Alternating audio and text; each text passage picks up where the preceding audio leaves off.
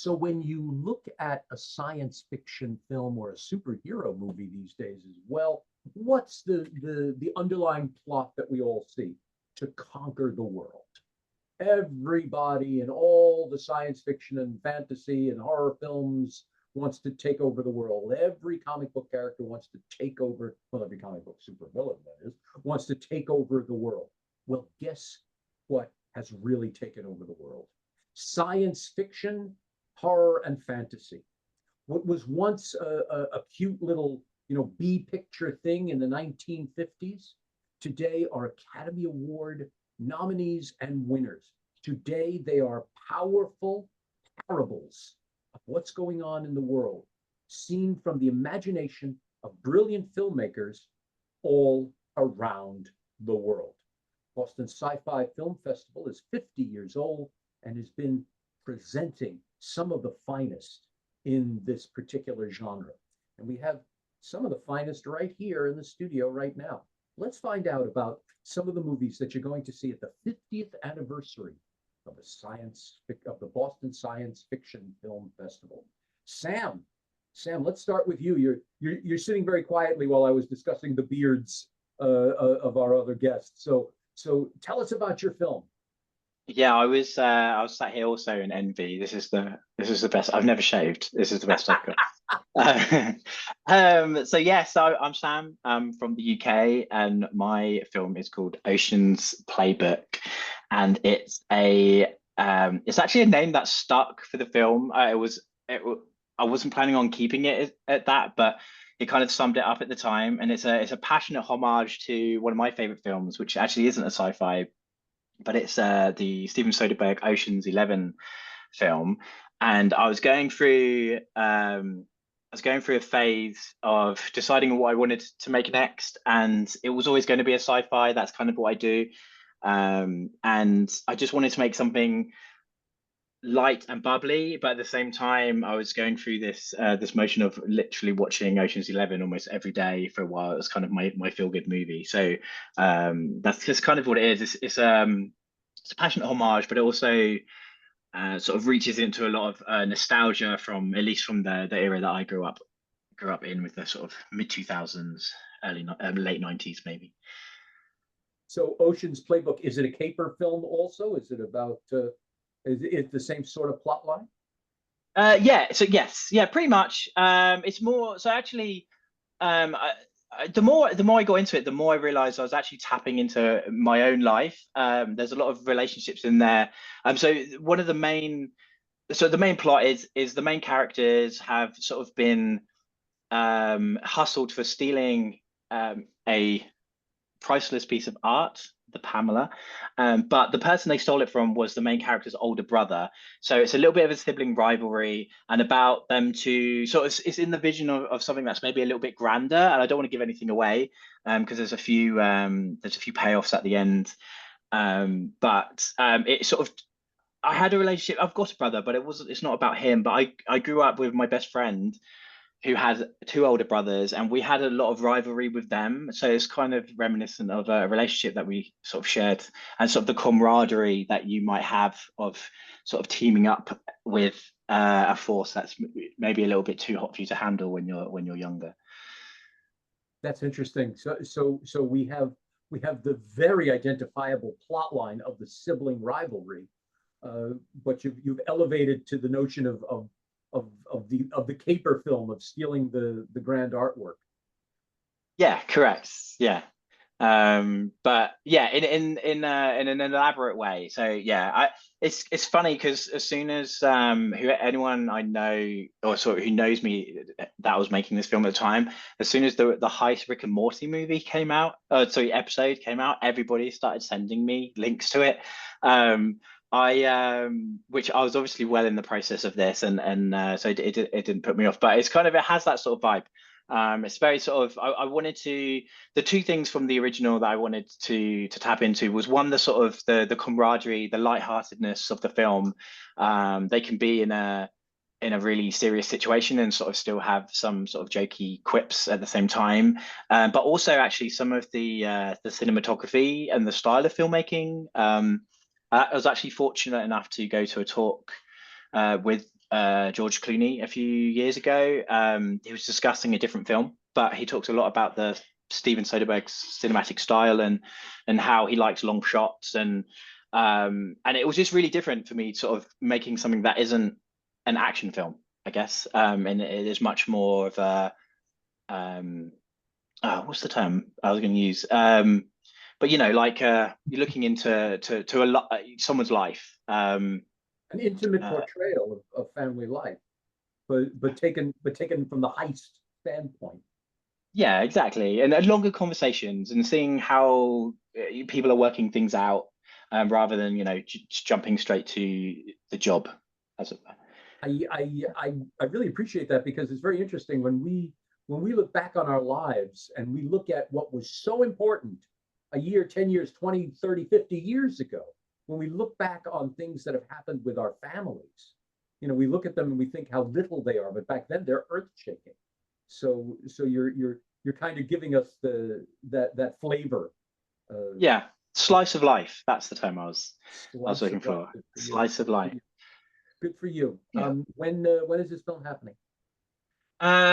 So it's playing on the 12th, which is the opening day, in the 4 o'clock Laputa session, and I will be there as well. I'm flying over on Monday, to be Excellent. there for that, which I cannot wait for.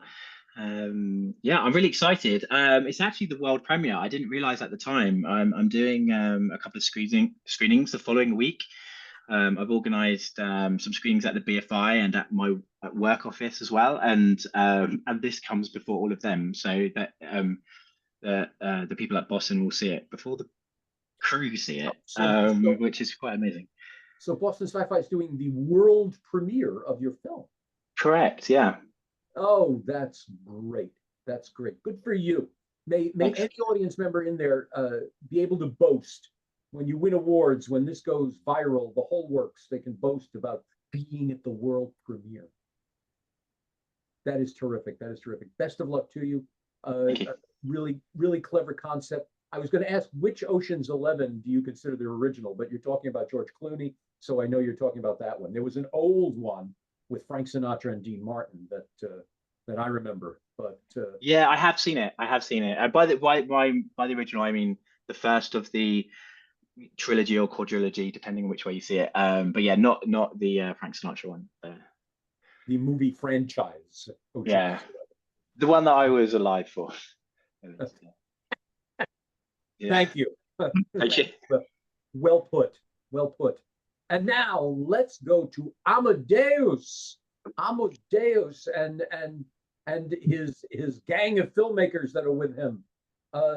Tell us about your movie. I'm fascinated. Tell me what's going on. To powiem po polsku i kolega przetłumaczy. Jakby film jest jakby jego głównym celem jest pokazanie wielu perspektyw. Chodzi też o motyw zemsty i jak zmienia ludzi, jak ludzie by w tym świecie funkcjonowali, w tym postapokaliptycznym. The main point of the film is to show different perspectives that people can have in a very extreme environment that is a world after the apocalypse, and the film is also meant to show how revenge can really change a man and put him in a very bad place, mentally, spiritually, and jak się nie zgubić w tym świecie właśnie. And the film also shows different ways people can react and live through this post-apocalyptic setting, and the different ways they can cope with the misery of it all, basically. Tak, i sam film jest głównie jakby o miłości, czyli jakby czy ona przezwycięży te wszystkie sytuacje, które nas spotykają w takim złym świecie. But the final, so to say, message of the film is that after all, love is the force that can help us deal with all the misery, all the destruction, and it is the only thing that matters in the end. That's really interesting. You're taking two very well-known tropes of the theater as well as film, the revenge tragedy, if you will, and you're also taking the notion of good versus evil, which is all over, and the notion of perspectives. What I was even saying to Sam, the notion of people's interpretation of something. So and when you think about joining them together, that's an explosive thing. You know, someone's interpretation of something leads to revenge. Unfortunately, we see this throughout the world. We see people's opinion leading to war, leading to all forms of strife. Really powerful. What made you think of it? What made you create this? Co jakby spowodowało, że ten. Jakby to spowodowały wyjazdy do Czarnobyla, gdzie spotkaliśmy samosiołów czy samoosiedleńców i oni właśnie tą samą historię opowiadali wiele razy, żyją sami wiesz, w wioskach i jakby w tym kierunku. Actually, it's quite interesting story because the two main tropes, one of the two main tropes of the movie, so the different perspectives and the post-apocalypse, were really inspired by our trips to Chernobyl exclusion zone. The apocalypse motive is quite obvious there, but also there are still people that live there to this day. They are called samosely.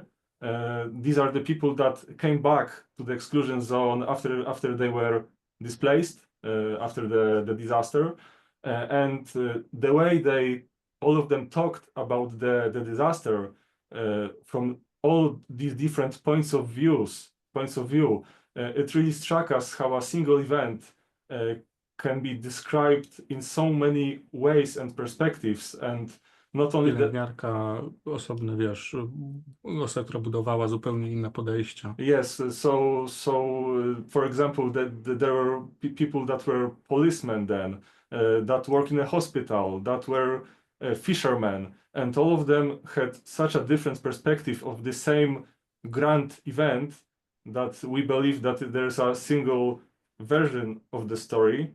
And that all was true. Yeah, but every of Yeah. these versions were true and yet very different.